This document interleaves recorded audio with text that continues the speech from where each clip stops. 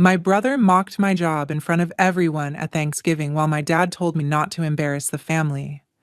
My name is Chloe. I am 28. And to them, that means I should have a real job by now. A real job, in their minds, comes with a suit, a badge, and a boss who can brag about you over dinner. I do not have any of that. I work alone in a small apartment with a microphone and a laptop, and somehow that is enough for my brother to treat me like the family disappointment. This year he walked in with a new girlfriend on his arm, all smiles and polite questions, and for some reason everyone kept glancing at me like they were waiting for a show. After a while of him bragging about his numbers at work, she finally turned to me and asked, "So what do you do?" I drew a breath to answer, but my dad cut across the table and said, "Do not embarrass us tonight." The whole table burst out laughing. My brother smirked and added, "Maybe lie this time so you do not sound so pathetic." I sat there with my face burning while my own family laughed at the life I built, and I just smiled and took a sip of my drink. A few minutes later, his girlfriend pulled out her phone to show everyone her favorite podcast for long drives, hit play, and my voice filled the room. She froze, stared at the screen, then at me, and suddenly the laughter stopped, and their faces went pale. If your family has ever turned your work into a joke, keep listening, because that night was the last time they laughed at my job without consequences. When I finally got back to my apartment that night, the silence hit me harder than the cold. I tossed my keys on the counter and just stood there in the dark, hearing my own voice echoing in my head from the living room a few hours earlier. 1 second my brother was laughing about how I should lie about my job, and the next second his girlfriend was playing her favorite podcast and my voice rolled out of her phone like some kind of ghost. She looked at me with her eyes wide. My parents shifted in their seats, and for the first time all night nobody had anything funny to say. I did not explain it. I just shrugged, said it sounded familiar, and watched the color drain from their faces. My brother changed the subject so fast you would have thought the house was on fire. Driving home afterward, the streetlight smeared across the windshield, and every red light felt like another small insult I had swallowed over the years. My brother's name is Ethan. He is 31, works in corporate sales for an insurance company, and my parents talk about him the way some people talk about movie stars. My dad, Robert, loves telling people about Ethan's bonuses and his promotion. My mom, Linda, collects little stories about his clients and his important calls. I am the opposite of that. I am the kid who dropped out of the Safe Business program, moved into a tiny place in Portland, and started recording stories in a closet lined with cheap foam panels. They call what I do messing around with a microphone. They say it like I am a child banging on pots and pans in the kitchen. What they do not know is that the channel Ethan's girlfriend played at dinner, the one called Midnight Mirror, is mine. 2.3 million people subscribe. I write and record stories about family drama, betrayal, and revenge, all in a calm voice that never says my real name. Anonymous host. Faceless avatar. It is the only reason I have the money to pay my rent, buy my own health insurance, and cover the student loans they stopped caring about. A couple of years ago, I tried to tell them. I was so proud when I hit my first 100,000 subscribers.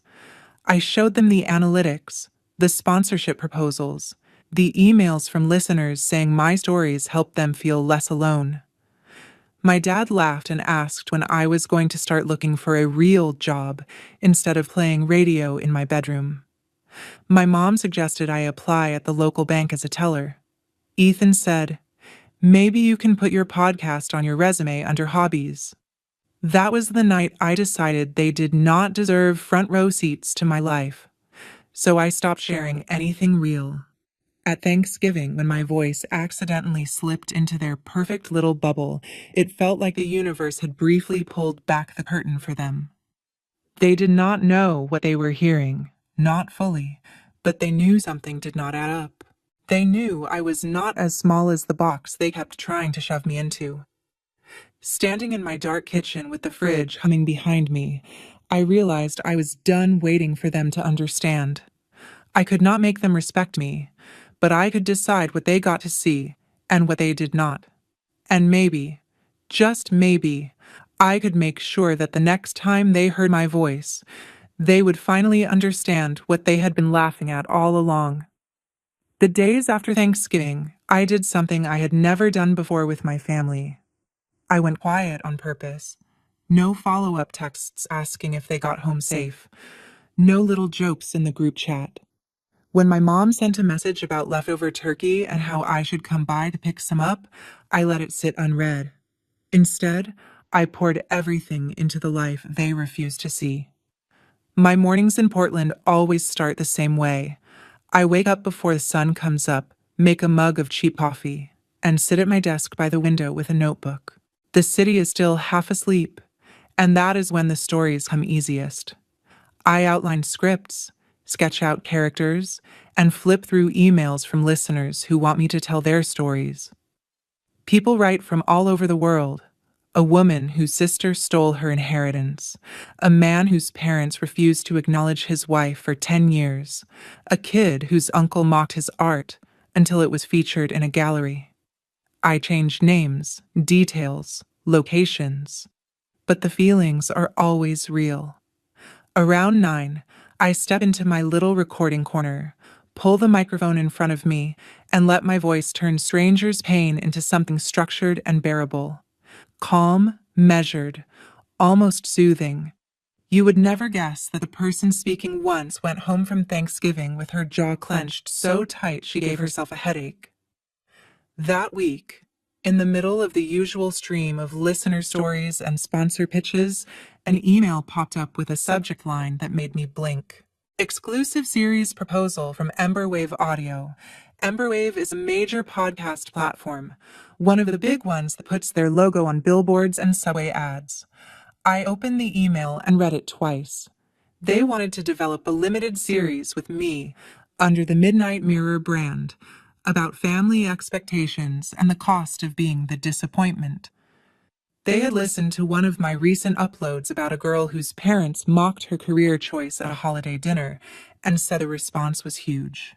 They wanted 10 episodes, creative control mostly in my hands, and a payout that made my hands shake when I did the math. I stared at my screen, thinking about my dad complaining that I did not have a boss. If only he knew I was about to sign a contract with several pages of legal language and more zeros than his first salary. I wrote back, trying to sound normal, and scheduled a video call for the next day. When the Zoom meeting started, my camera off, and my avatar floating in the corner, the Emberwave team was all smiles. They called me by my channel name, said they respected my anonymity, and talked about how listeners clung to my stories because they felt seen. They suggested a title for the series, Family Lines. I liked it. While they talked about release dates and cross-promotion, I could not help thinking about my family table, my brother's smirk, and my dad's voice telling me not to embarrass them. They had no idea they had just handed me the core of an entire series. One of the producers mentioned that they were exploring brand partners who valued self-worth and healthy boundaries. I almost laughed. My phone buzzed on the desk. A new email. This one from a brand name I recognized, a clean skincare company that does big campaigns online. The sender was a brand strategist named Harper James. She said she loved my channel and wanted to talk about a possible collaboration for a New Year campaign about self-respect and not letting others define your worth. The name hit me like a splash of cold water. Harper. Ethan's new girlfriend. At Thanksgiving, she had casually mentioned working in marketing for a skincare brand in Seattle. She had not known who I was when she played my podcast at the table, but obviously she knew the channel. Now she was emailing the voice behind it. I leaned back in my chair and let that sink in. My brother's girlfriend was a fan of the fake job he had mocked 10 minutes earlier. She had literally brought my work into the room as proof that I mattered without even realizing it. I typed back, agreeing to a meeting. I kept my tone neutral and professional. No hint that I had seen her pass the mashed potatoes. No hint that she had watched my parents laugh at me while my face burned. The further I moved into the world that actually valued what I did, the smaller my parents' living room began to feel in my memory. The silence from my family over the next 2 weeks was almost funny. They must have sensed my distance, but they did not ask why. My mom sent a couple of messages about Christmas plans, dropping hints about my dad's new outdoor grill and how Ethan might bring Harper again. I answered with short, polite replies. I am not sure yet. Work is busy. My dad called once, clearly hoping to talk about Thanksgiving casually, like nothing had happened. I let it go to voicemail. On the recording, he sounded annoyed but tried to cover it. He said I should not take jokes so seriously. He reminded me that family is all you have. I deleted the message and went back to editing a story about a girl who stopped going home for holidays because they kept treating her like a failure. Sometimes I think the universe has a dark sense of humor. While my parents were making plans for another perfect family gathering, I was recording the first episode of Family Lines, a story that started with a brother mocking his sister's job across a table full of food. I changed the details enough to protect myself, but the bones of it were real. It was not petty. It was simply the truth, told in a calm voice, released into a world that understood me better than my own family ever tried to. When Emberwave uploaded the first episode, the response was immediate. Comments poured in from people who said they had lived the same scene in their own homes.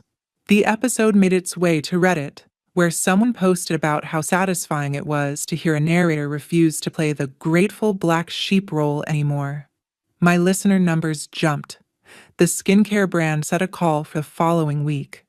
By the time that day came, I had already recorded 3 more Family Lines episodes. Each one dug a little deeper into the ways family can weaponize love and expectations. The call with Harper's team was all business at first. She sounded bright and confident, explaining how their New Year campaign would focus on shedding shame and toxic expectations. They wanted a calm, storytelling voice that already had an audience, and they saw Midnight Mirror as the perfect fit. My camera stayed off, as usual. I watched her little square in the corner of my screen, her name beneath it, remembered her smile over the turkey and the way she had looked at me when my voice came out of her phone. She had not connected the two then, not quite. Now she was talking about how my stories helped people feel less alone in their families. She said there was one episode in particular that hit her hard, the Thanksgiving one. She mentioned the line about a dad telling his daughter not to embarrass the family, and a brother suggesting she lie. She said, "That one sounded so real, it made my stomach hurt." For a second, I forgot I was supposed to be anonymous. I almost laughed. I swallowed it and kept my voice steady. I told her I write from a mix of submissions and personal experience, that holidays are complicated for a lot of people. She agreed so quickly I knew she had her own scars. We talked about script ideas and how my narration would weave through the visuals. At one point she said, "My boyfriend's family can be kind of intense, so I really relate." She did not say Ethan's name, but I heard him in the tired sigh underneath her joke. It was strange, realizing that the girl who sat at our table, watching my family treat me like a punchline, was now building a whole campaign around the kind of hurt my channel talks about every week. When the call ended, the contract they sent over made it official. I would write and narrate 3 pieces for their campaign.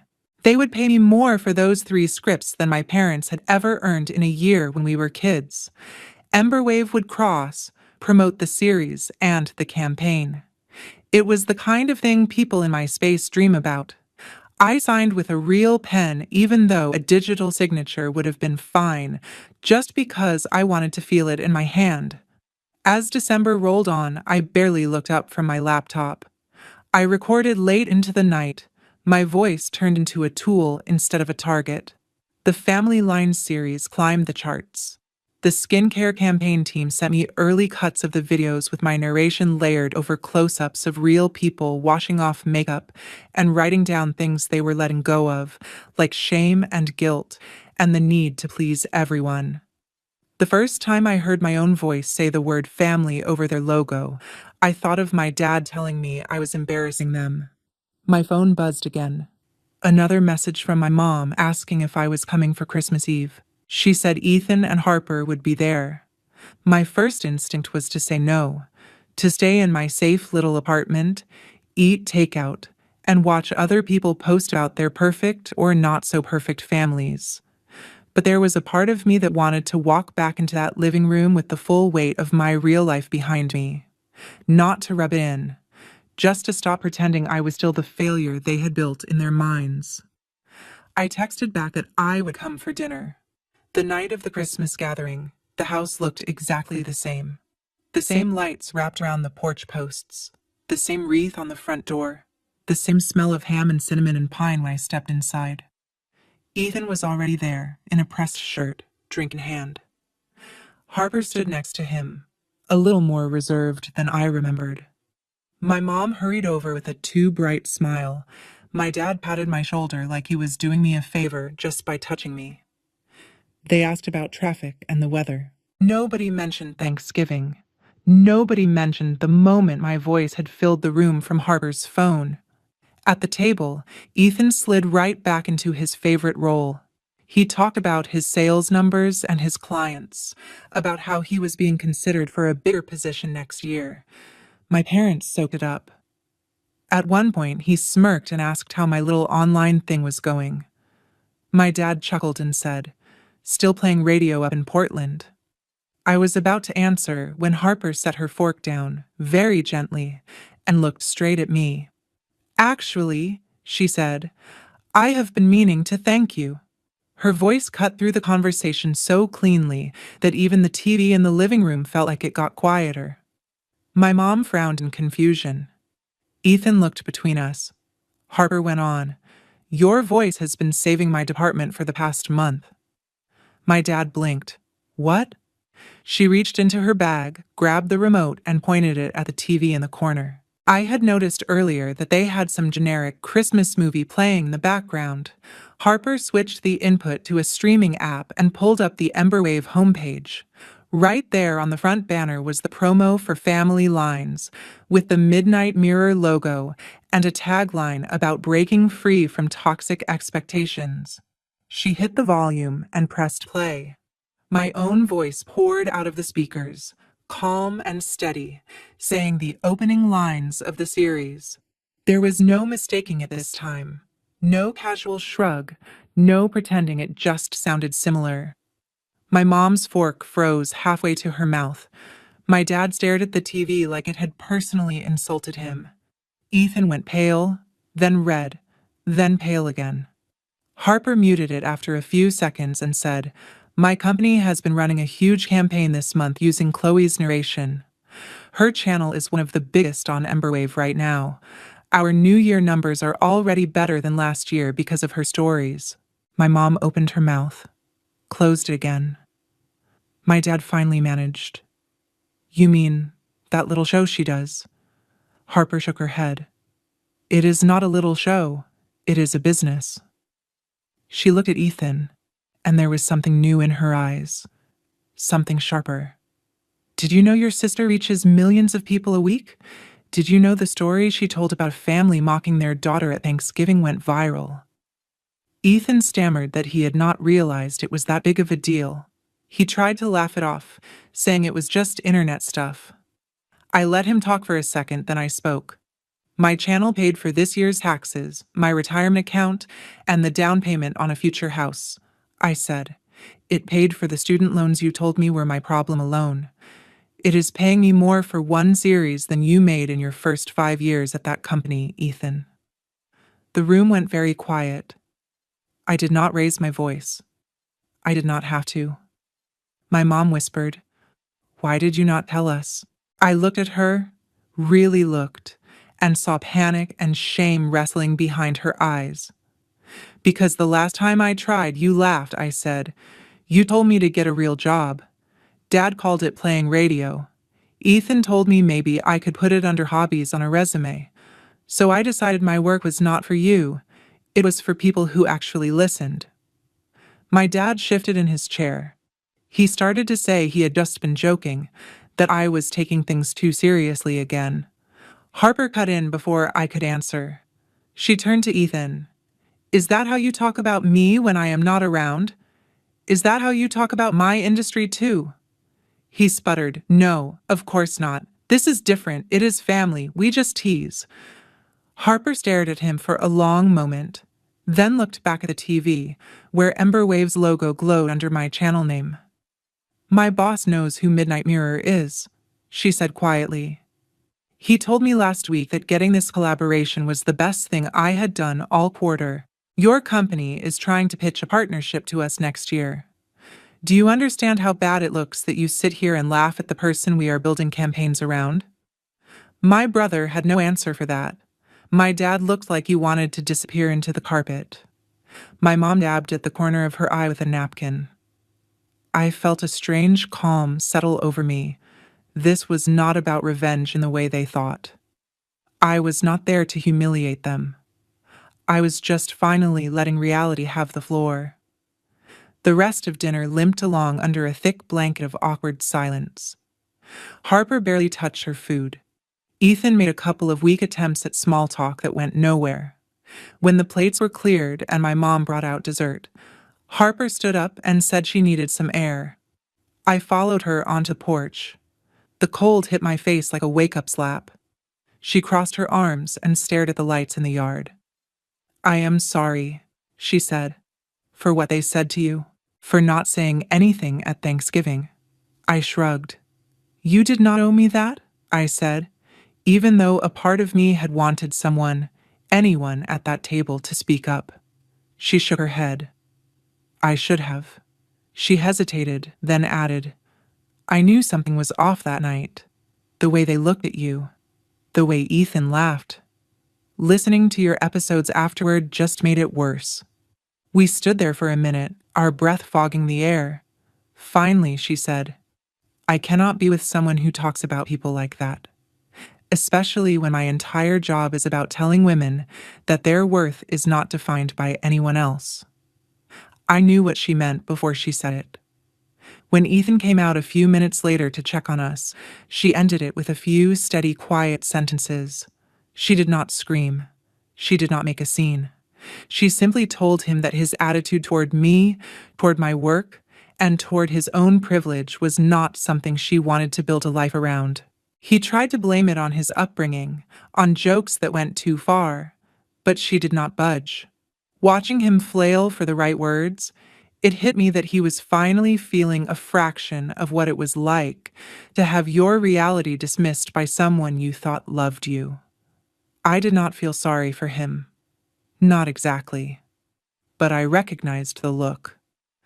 A few weeks later, after the holidays, I heard through a mutual friend that Ethan's company did not move forward on the partnership they had been courting with Harper's brand.